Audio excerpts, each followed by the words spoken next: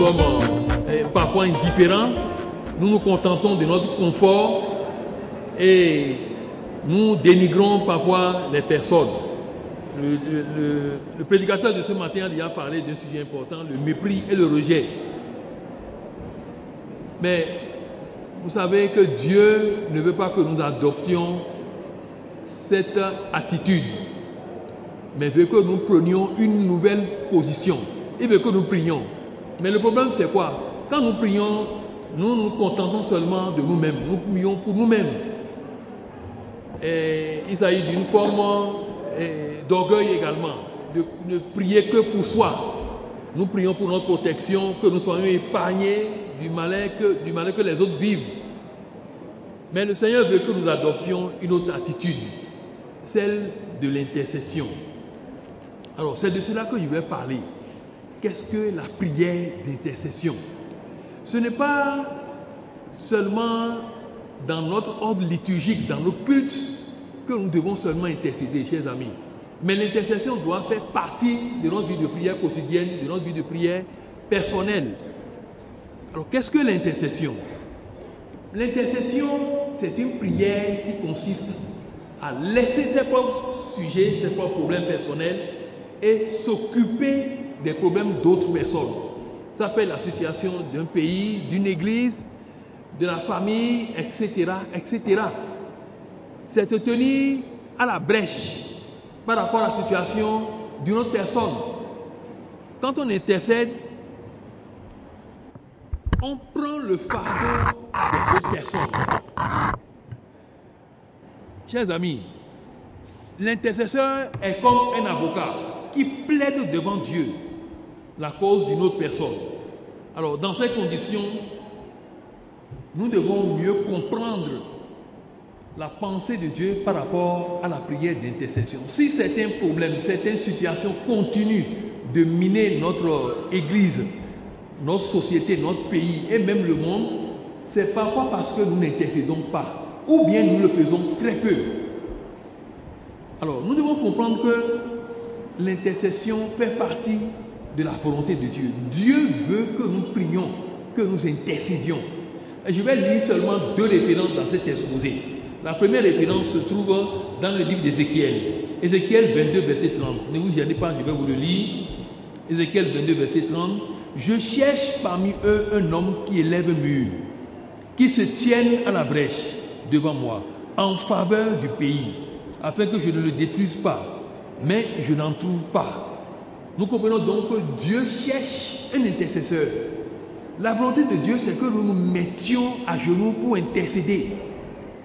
Alors, la deuxième référence se trouve dans Isaïe, dans le livre du prophète Isaïe, Isaïe 59, au verset 15, verset 16, Isaïe 59, verset 16. Il s'agit de Dieu, il voit qu'il n'y a pas un homme. Il s'étonne de ce que personne n'intercède. Dieu est surpris du fait que nous n'intercédions pas. Il est surpris peut-être même de nous voir prier, mais de ne pas intercéder. L'intercession est une forme de prière à laquelle nous devons nous adonner chaque jour pour changer quelque chose autour de nous. Bien-aimés, l'intercession doit être une priorité pour nous dans notre vie de prière. Comme on l'a dit dans Timothée, première épître de Paul à Timothée, chapitre 2, versets 1 et 2, l'intercession est la première chose. L'apôtre Paul a dit, faites d'abord, prioritairement, parce que la prière d'intercession procure la vie paisible, la tranquillité, la piété et la vie d'honnêteté au sein de nos responsables. Alors, chers amis, je vais vous parcourir rapidement quelques exemples d'intercesseurs dans la Bible. Abraham a intercédé pour son neveu Lot, dans Genèse 18, versets 16 à 38. Moïse, Aaron et Hur l'ont fait. Ils ont intercédé pour Josué qui combattait contre Amalek. Et leur intercession a changé le cours de cette guerre en faveur du peuple d'Israël. Vous pouvez lire cette histoire dans Exode 17, versets 8 à 16. Il y a beaucoup d'exemples d'intercesseurs. Moïse s'est mis à la brèche pour détourner la colère de Dieu qui s'était levée contre le peuple de Dieu. Psaume 106, verset 23. Alors, Néhémie a également intercédé. Vous connaissez l'histoire de Néhémie qui a été un bâtisseur lorsque les murs de Jérusalem s'étaient effondrés. Mais il a d'abord commencé par l'intercession. Cette intercession a préparé le chemin pour la reconstruction. Jésus lui-même a été un intercesseur. Jésus a intercédé pour les coupables. Ésaïe 53, verset 12. Et c'est ce qui a fait de lui le sauveur de tous les pécheurs. Même l'Église primitive avait intercédé. Vous vous souvenez de l'histoire dans Actes chapitre 12, verset 5, où Pierre était emprisonné et l'Église s'est mise à intercéder pour lui. Chers amis, le cours de certains événements peut changer rapidement et de manière miraculeuse si nous intercédons. Mais nous nous taisons. Les défis des autres sont souvent transformés en murmures. Nous ne prions pas. Nous n'intercédons pas pour que quelque chose se passe. Mais nous attendons que ça se passe dans les cultes. Nous devons en faire un travail quotidien dans notre vie de prière personnelle, dans notre vie familiale, d'intercéder par rapport aux défis des autres. Qu'est-ce qui se passe souvent? Lorsque nous voyons les autres dans des défis, nous sommes surpris. Nous ne faisons rien, nous murmurons, mais nous ne prions pas. Notre démarche première devait être d'intercéder. Souvent nous nous taisons et nous sommes des spectateurs passifs devant cette situation. Alors, chers amis, nous allons voir quelles dispositions spirituelles il faut avoir si nous voulons intercéder. Parce que intercéder, c'est prier, mais c'est une forme de prière particulière qui n'est pas seulement réservée aux pasteurs, aux prédicateurs sur l'autel pendant les cultes, mais chaque chrétien devait adopter cette démarche spirituelle dans sa prière. Alors, pour pouvoir être un bon intercesseur, voici quelques conditions que je vais rapidement brosser. La première, c'est de faire une expérience personnelle de salut en Jésus. Il faut connaître Jésus. Deuxième chose, il faut connaître le caractère de Dieu. Souvenez-vous de l'intercession d'Abraham. Abraham a marchandé le salut de Lot parce qu'il connaît le cœur de Dieu. Il sait que Dieu est miséricordieux. C'est pour cela qu'il a marchandé de 50, il est parti jusqu'à 10 dans sa prière d'intercession. Donc il faut connaître Jésus, il faut connaître le caractère de Dieu, il faut avoir de l'amour du prochain. C'est la loi royale dont on vient de nous parler. Il faut aimer l'autre, même s'il est confronté à des défis. Aimer l'autre au point de négocier sa délivrance. Dieu attend cela de nous. Dieu cherche un intercesseur. Alors, également, une autre condition, il faut connaître les promesses de Dieu. La connaissance de la parole de Dieu est très importante pour réussir l'intercession. Pourquoi? Parce que pendant l'intercession, nous brandissons les promesses de Dieu à Dieu lui-même. Nous nous rappelons ces promesses. Tu as promis telle chose. Et c'est dans ces conditions que l'intercession a une faveur auprès de Dieu. Alors, comment s'articule une prière d'intercession? Comment le faire? Ce n'est pas une prière ordinaire comme celle que nous faisons pour nous-mêmes. Bénis-moi, protège-moi, dirige-moi, oriente-moi, moi seul. Mais c'est une prière qui a une articulation précise. Alors, je prends un exemple, celui de Néhémie. Néhémie a intercédé dans Néhémie 1, verset 4 à 11. Néhémie a intercédé. Et ce schéma d'intercession a été adopté par Daniel lui-même. Alors, donc, une intercession a 4 parties essentielles. La première, c'est de commencer par louer Dieu et l'adorer. Louange, adoration.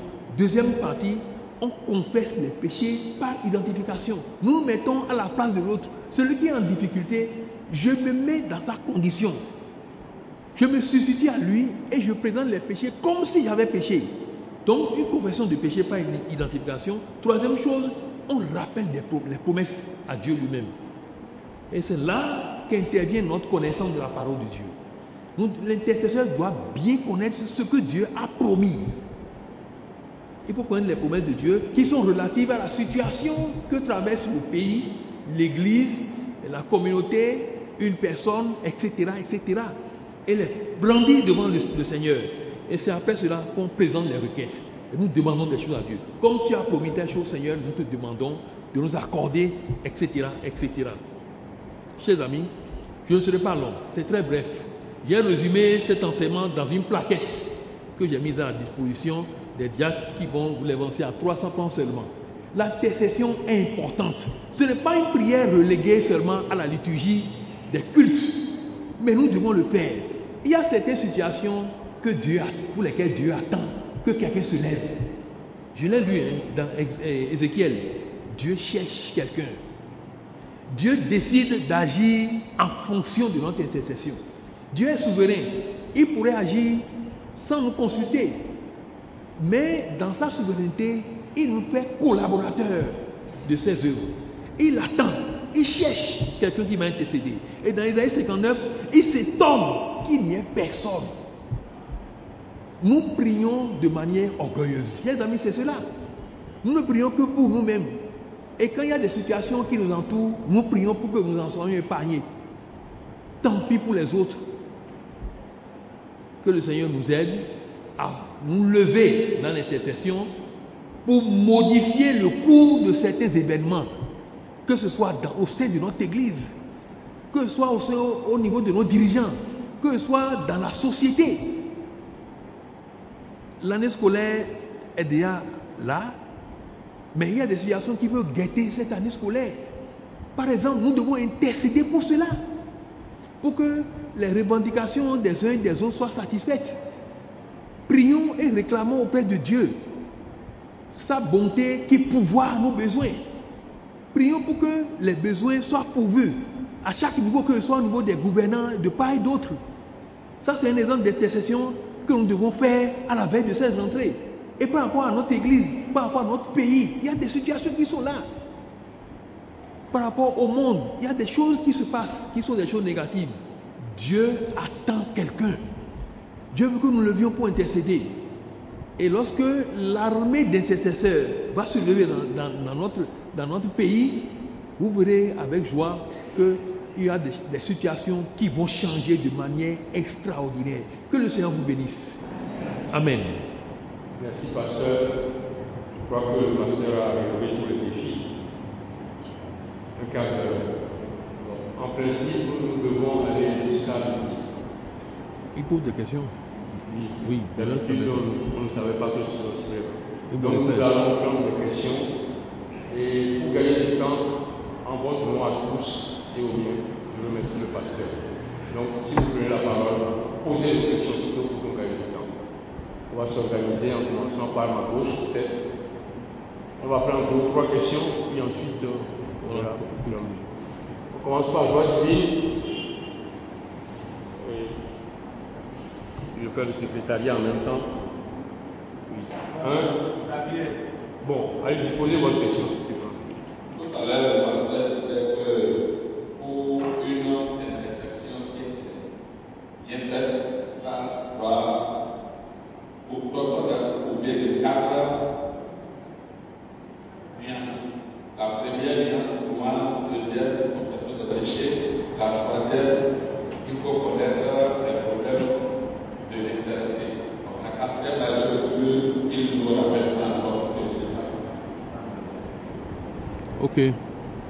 Autre question aussi. Le Saint-Esprit m'a convaincu que les gens ne peuvent pas intercéder s'ils n'ont pas l'Esprit. Parce que tout se base sur la base du Saint-Esprit. Et je veux que, avant qu'on va vraiment rentrer dans le sujet d'intercession, nous pouvons parler, peut-être pasteur va voir comme ça, et parler du Saint-Esprit. Parce que c'est le Saint-Esprit qui peut amener le chrétien à intercéder. Absolument. Romains chapitre, verset 26. Nous parle du Saint-Esprit. Je suis rentré dans le domaine du Saint-Esprit et j'ai vu que beaucoup sont vides parce que nous n'avons pas le Saint-Esprit. C'est le Saint-Esprit qui peut te pousser à faire tout ce qu'on peut dire maintenant. C'est la fondation. 1 Jean chapitre 2, verset 27 nous parle de la fondation, la racine. La racine du chrétien. Beaucoup de chrétiens n'ont pas de racine. Et quand tu as cette racine-là, tu peux vraiment intercéder. Donc, si le pasteur a parlé des points, s'il peut nous éclairer comment nous pouvons avoir cette racine pour pouvoir intercéder. Merci. Merci. L'Esprit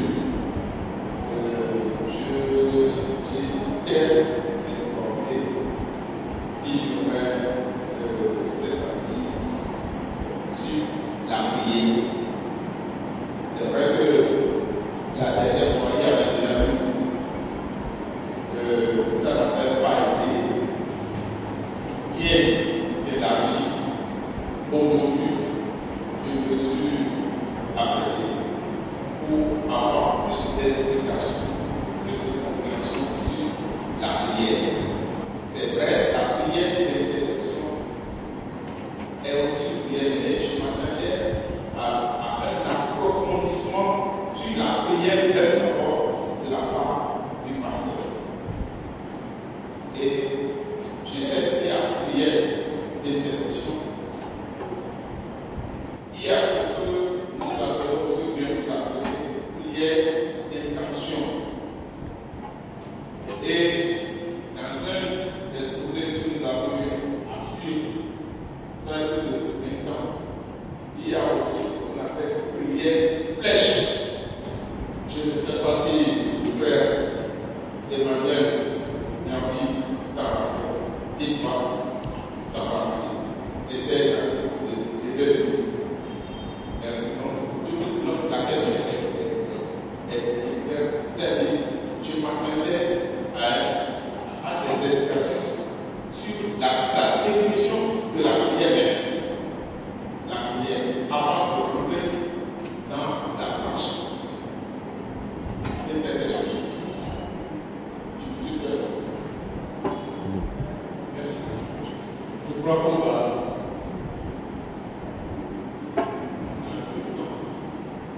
Dernière question pour le monde. Je remercie d'abord parce que la fait beaucoup de choses pour la vie.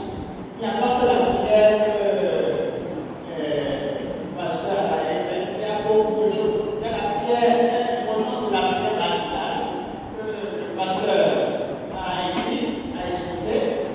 Et quand vous prenez donc à la librairie, vous prenez beaucoup de choses que le pasteur a fait sur la prière. Je vous copie donc à venir à la librairie, papier, des paroles de lui, et puis vous ressentez de librairie, gardez ici. Et vous allez faire beaucoup de facilité grâce au pasteur Araï. La prière d'intercession est l'une des prières. Oui, l'une des prières. Donc, le frère des sorts, nous regardons deux questions. Ma préoccupation n'est pas de poser des questions en tant que tel. Mais parce que la prière, il y a beaucoup de choses à dire sur la prière. Il y a plusieurs sortes de prières que le pasteur Araï a pris en compte. Il y a la prière de l'intercession. La prière d'intercession, comment il faudrait procéder, quelle est la démarche à faire. Je pense qu'il a écouté, mais pour plus d'explications, il y a quelques personnes donc à la librairie, je vous verrai, vous allez écouter cette personne-là à la librairie. Merci. Je crois que on va avec le pasteur pour faire le point sur cette question de quel point. Quand on parle d'intercession, est-ce qu'il faut intervenir aussi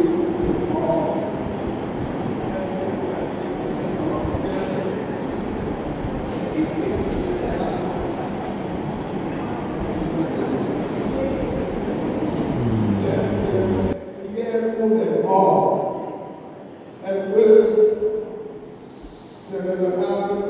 Est-ce que c'est biblique? Est-ce que c'est seconde groupe? Est-ce que c'est nécessaire de prier encore pour les morts? Ou de faire des sacrifices, de faire des messes, de requêtes, etc. Souvent on parle de souvent on fait dans le droit de prière comme si le mort, le mort, peut encore être sur l'image de prière. Est-ce que c'est vraiment raisonnable? Je pense que ce n'est pas une question, c'est une question. Ma mère nous a tourmenté quand nous étions enfants. Tous les matins, on se lève, avant toute chose, c'est la prière. Aujourd'hui, c'est vraiment ce que tourmenteur. Il y a une puissance impossible que toute famille se réunisse le matin afin de faire quoi que ce soit sur le même avec le Seigneur. Ça ne dépasse pas. Je savais que j'ai une provocation, je l'ai provoqué. Ça va me permettre de revenir sur ça. C'est un gros problème professionnel à l'école des enfants, les problèmes d'argent, les problèmes de voiture, les problèmes de. La dernière fois tu avais été empêché, oui, je suis le rappeler. Je l'ai dit. À tout niveau, il faut l'expérimenter. Et dans vos familles, quelle que soit l'urgence, quel que soit ce que vous avez à faire, commencez toujours par ensemble, tous à genoux devant le Seigneur. Merci.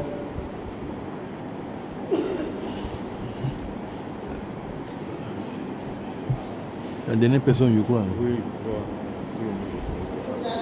Question.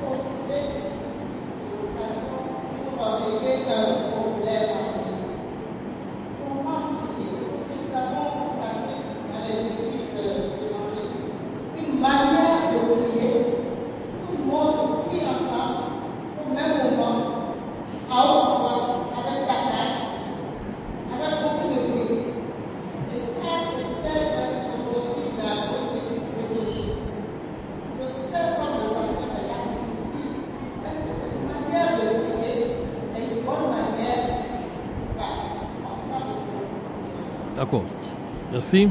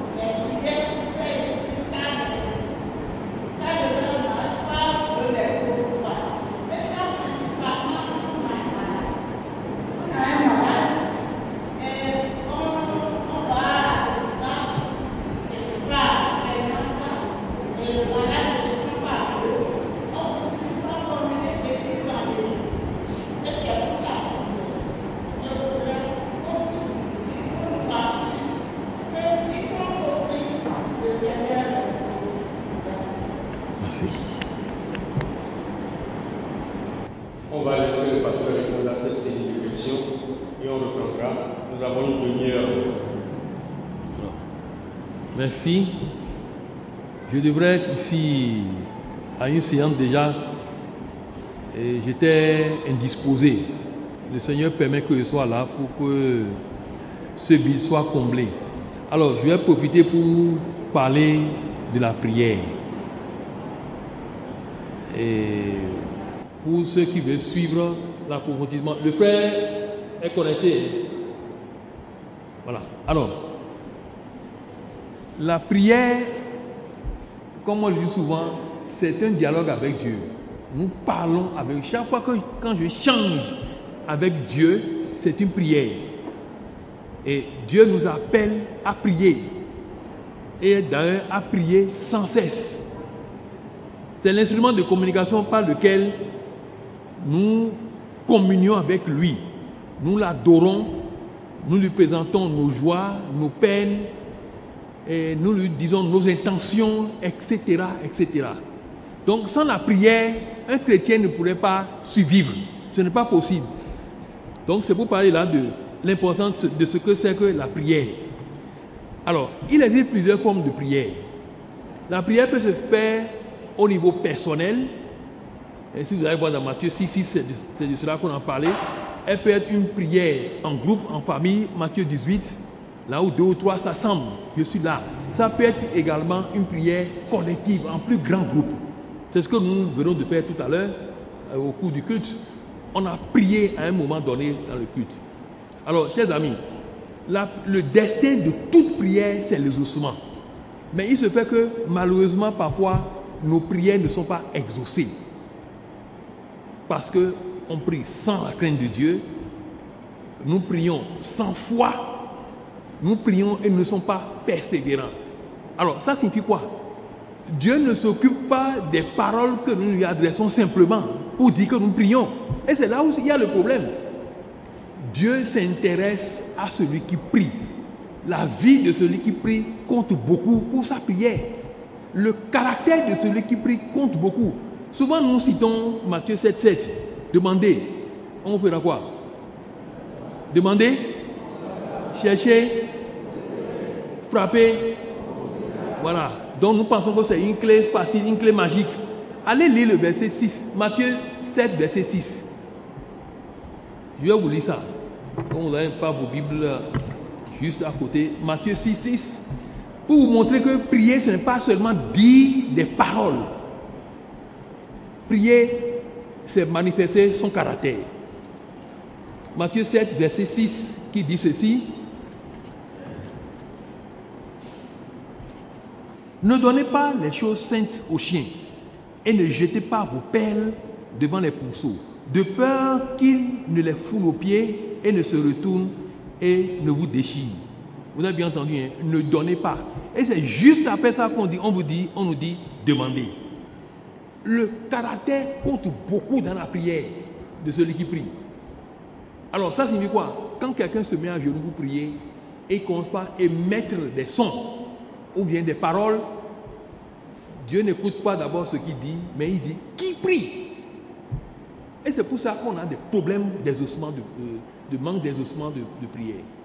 Et nous courons, nous pensons que c'est en allant dans d'autres communautés que nous accéderons aux exaucements de nos prières.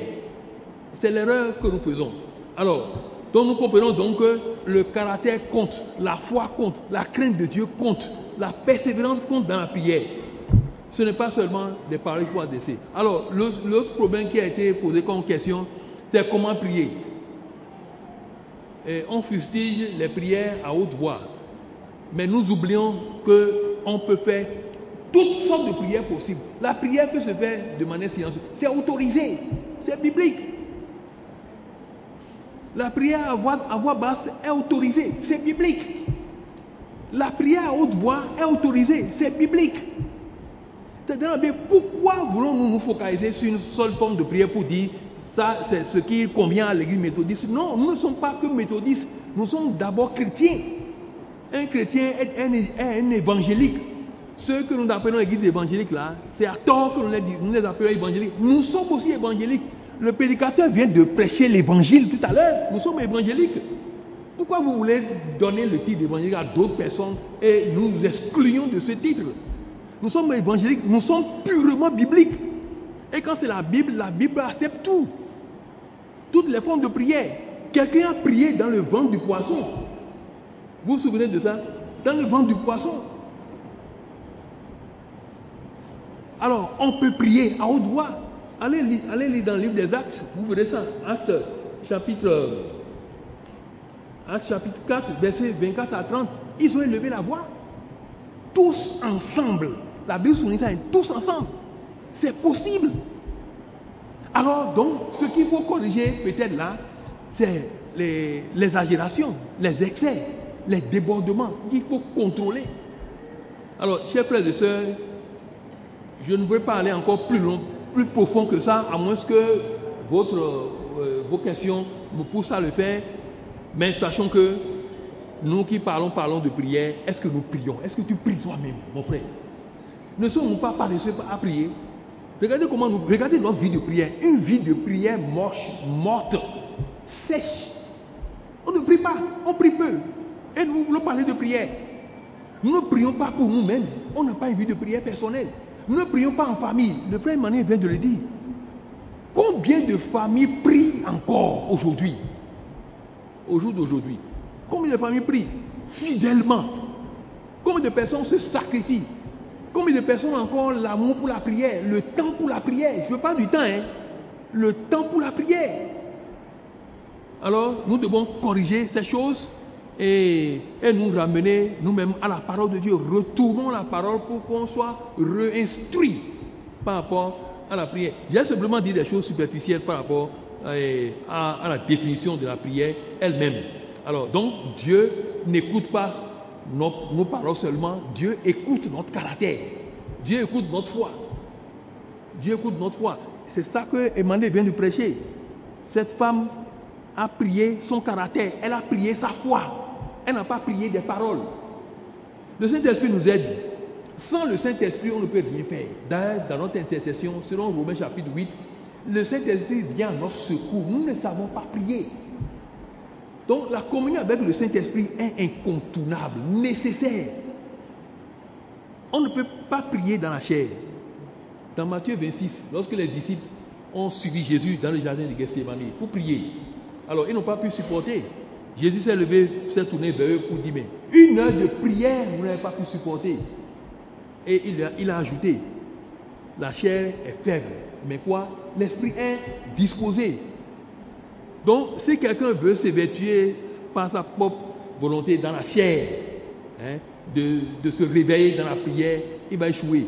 C'est le Saint-Esprit qui allume en nous le feu de la prière. C'est le Saint-Esprit qui maintient en nous le zèle pour la prière. Alors, une personne a demandé, faut-il intercéder pour les morts? Ce n'est pas biblique. Ce n'est pas biblique. Allez lire Luc chapitre 16. La parabole de l'homme riche et de Lazare. Le riche s'étant retrouvé dans une situation compliquée dans l'au-delà, a voulu agir quelque part, a voulu agir en faveur de ses frères vivants. Et on lui a dit, la voix d'Abraham lui a dit, ce n'est pas possible d'ici et ce n'est pas possible de là-bas. Ce n'est pas possible. Si ceux qui sont vivants ne se convertissent pas, c'est grave. On n'intercède pas pour les morts. La Bible ne nous enseigne pas cela, cette pratique. Je ne veux pas rentrer dans d'autres considérations religieuses, mais ce n'est pas biblique. On ne fait pas ça. Si quelqu'un est mort, il faut prier pour ceux qui sont là, pour que ces personnes se répandent. À un culte d'enterrement, on ne prie pas pour celui qui est décédé. On ne lui dit pas, prie pour nous, veille sur nous. C'est une fausse prière. C'est confier une mission à des démons, c'est démoniaque. Finalement, nous devons faire très attention. Ce n'est pas une prière pour les morts qui va changer quelque chose positivement en notre faveur. Une autre préoccupation, lors de l'intercession, si vous avez la plaquette là, vous aurez ça. C'est dans la plaquette. C'est pour nous apprendre à prier. C'est pour nous réveiller dans la prière. Nous ne prions pas. Nous laissons la prière au pasteur, au prédicateur. Et nous baissons. Quand le prédicateur dit inclinons pour la prière, est-ce que nous prions? Nous nous taisons. Et nous repartons à la maison sans prier. Nous avons besoin d'un nouveau feu dans notre vie de prière, que le Seigneur nous fortifie. Amen. Je crois qu'il y avait Il y a deux questions. Je voudrais dire une petite histoire. Il y a un jeune qui voulait se marier et il s'est mis en prière. Il a fait une prière pendant une semaine. Il a dit, Seigneur, le dimanche prochain, je me mettrai à l'église très tôt. Et les jeunes filles qui viendront, celles qui viendront de saluer la première, je saurai que c'est celle-là que tu as choisie. Et le culte devait commencer à 9h30 et depuis 7h, il était déjà devant le camp. Je n'ai pas essayé. Et les jeunes filles qui arrivaient, ils avancent ce jour-là. Comme il y a plusieurs d'entre eux, là où il était placé, les jeunes filles allaient saluer. Ah, avec la télé, comment ça va? Et chacun passait comme ça. Et des milieux, avec ces jolies femmes-là, est-ce que je ne vois pas cette bras m'intéresser? Et finalement, il y avait un groupe de 3 jeunes filles qui venaient. Et il y a une qui s'est détachée. Les deux jeunes sont leur salué de loin, moi ça va, et puis il y a une qui s'est détachée, et puis venait vers. Mais il y a Seigneur, on passait là-bas, regarde, que tu fais là. Bien, parce que celle-là avait une certaine inflexibilité. Alors, où est-ce que je veux en arriver de une participation? C'est que lorsque nous prions, nous avons déjà, disons, un certain objectif que nous voulons imposer à Dieu. Et c'est en ce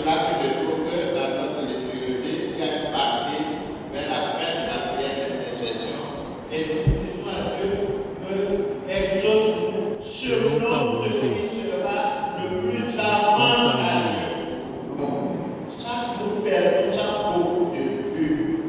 Et c'est très important que les Seigneur fait que je peux changer le problème la semaine prochaine, tout ceci, cela, tout ça. Mais est-ce que la problème que je vais aller pour mon fils, c'est pas avec ça tout à fait accident?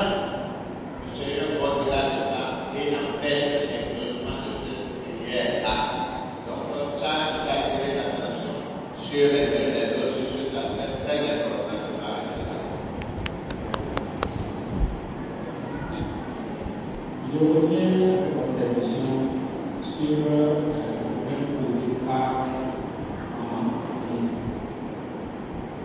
Lorsque nous sommes dans une place et que ensemble, nous ne sommes pas entre le devoir ensemble. Il y a d'autres comme ça qui en a Dieu va regarder ici. Et c'est dans le silence qu'il pourrait vraiment écouter nos prières. Autre chose, Dieu me fait si je l'appareil. Je lui demande de répondre dans le silence. Après toute forme de silence. Donc là, je reviens encore sur cette forme de prière. Est-ce que c'est probable qu'il n'y a pas encore de ça au niveau de l'Église? On commence à un peu au niveau de l'État. Ce que je voudrais dire, c'est que nous vivons une expérience, c'est-à-dire avoir un public suffisant et émettre des sujets pour discuter. Nous allons essayer de le faire. Le pasteur ne peut pas répondre, je pense, à tout. Oui, si vous le voulez, s'il est disponible, il reviendra peut-être un autre jour en fonction des questions posées, développer un peu plus, mais je suis réconforté que ça intéresse et qu'on soit là. Pasteur, oui, encore 20 minutes, on va arrêter. Ok. Merci. Si nous nous comparons aux églises évangéliques, aujourd'hui, nous faisons fausse route. Nous faisons fausse route. Si nous commençons par dire que nous sommes en train de copier ce que les églises évangéliques font aujourd'hui là, c'est une fausse manière de considérer les choses. Parce que eux, ils ont copié, ou bien elles, ils ont copié ce que le vrai méthodiste était dès le départ. Allez revoir l'histoire de John Wesley. Allez revoir ça. C'est pour ça qu'il faut étudier le méthodisme. Tout ce qui n'est pas dans l'église méthodiste aujourd'hui, là, et pardon, dans ces églises-là, c'est ce que le méthodisme était au départ. Allez revoir l'histoire, la vie de prière de John Wesley. On a besoin d'apprendre. Je n'ai pas fini, je vais finir tout de suite. Oui. Bien, c'est pour revenir sur cette histoire de prière. J'ai bien dit que Dieu est un Dieu d'ordre. Mais il n'empêche pas qu'on élève la voix pour prier. Quand nous sommes en une session de prière, nous ne sommes pas venus pour nous écouter les uns les autres. Sinon, on n'avait pas fait ça ensemble là. On n'est pas venu pour écouter la prière de quelqu'un. Mais nous sommes venus élever. Écoute, je vais vous lire Actes chapitre 4. Par hasard, parmi plusieurs autres exemples. Verset 24. Prenez vos Bibles. Actes chapitre 4, verset 24. Alors, donc je vais lire à partir du verset 23. Après avoir été relâchés, ils allaient vers les leurs. Ils racontaient tout ce que les principaux sacrificateurs et les anciens leur avaient dit. Lorsqu'ils l'eurent entendu, ils élevèrent à Dieu la voix, tous ensemble. C'est pas moi qui invente ça, c'est biblique. Et j'ai dit, il n'y a pas que ça à faire quand on se réunit pour la prière. On n'est pas obligé à toute session de prière d'élever la voix ensemble. Non. On peut prier silencieusement. C'est possible. Ça dépend de l'inspiration du temps, de l'heure, de celui qui dirige. On peut prier à voix basse. Ici, ils ont élevé la voix tous ensemble. Pas l'un après l'autre. Tous ensemble. Imaginez ça. Alors, je crois que nous devons faire attention à notre comportement par rapport aux pratiques de prière. Et laissons-nous conduire par l'Esprit de Dieu. Quand il faut élever la voix, il faut élever la voix. Quand c'est nécessaire. Mais notre Dieu est un Dieu d'ordre. il faut qu'on évite les débordements. Et là, c'est là que je suis d'accord avec vous, monsieur Agi. C'est en cela que je suis d'accord avec vous. Vous suivez avec moi? Vous suivez? C'est en cela que je suis d'accord avec vous. Il ne faut pas accepter les débordements, les excès. Là, on est d'accord. Merci. Je crois qu'on peut s'arrêter là. Oui, on va s'arrêter là. Mais je vous rappelle que le premier exposé que nous avons fait ici, c'était sur nos origines, le protestantisme et le méthodisme. C'est une question récurrente, ça revient toujours. Oui. Qui sommes-nous? Que sommes-nous? Que faisons-nous? Nous n'avons pas approfondi parce que c'est toujours pareil, on passe des semaines, les gens font des mois de cours dessus dans les universités. Mais nous voulons en quelques heures, chacun de nous, et c'est pour ça qu'il y a ce site, www.protestantmethodiste.com. C'est les exposés qu'il y avait eu, le culte de revoir, le culte d'installation. Et cet exposé sera encore mis sur ce site. Retournez le voir. Vous pouvez alors, avec les citations, vous cultivez vous-même. Un protestant qui n'est pas cultivé n'est pas un protestant. Absolument. Je pense que, bon, petit à petit, nous allons voir comment la disponibilité des exposants, ce qui intéresse, etc. Vous permettez qu'on arrête comme ça? Voilà. Le pasteur va clôturer avec une prière. Oui, comme il dit, on peut toujours le conduire, ce n'est pas un problème. Je vois que l'assistance est là. Dès que le pasteur sera disponible, il le dira. Et je crois qu'il faut revenir dessus, quoi. Oui, je crois. Après les origines, la prière, il paraît que Jésus priait, enseignait, il faisait des miracles. Oui. Bon, moi, je ne vais pas faire de miracles. On va faire les enseignements chez nos origines, étudier la prière afin que chacun soit convaincu de ce qu'il est, de ce que c'est qu'un protestant. Le pasteur a dit tout à l'heure que l'évangile, nous sommes tous évangéliques chrétiens. La spécificité qui est, c'est qu'au XVIe siècle, en un moment donné, il y a eu un événement qui a fait que des chrétiens catholiques évangéliques ont dit nous ne voulons plus suivre cette voie-là. Nous refusons, nous allons faire ça. C'est là la naissance. Le protestant a une origine, une raison pour laquelle il s'appelle protestant. C'est rester pour l'évangile. C'est ça, étymologiquement en grec, le fait. Protester, avant c'était rester, dire, affirmer qu'on aime quelque chose. Donc le protestant, c'est celui qui est pour l'évangile. Rien que l'évangile. Maintenant, on vient après, etc. Bon, on part en plus. Pasteur. Oui. Alors, je vous invite à la prière, devant nous pour la prière. Seigneur, nous voulons te dire merci pour ce temps précieux passé en ta présence. Nous voulons te demander pardon pour notre paresse dans la prière, pour notre manque de zèle pour la prière. Pardonne-nous pour notre peu de temps pour la prière, notre manque de consécration.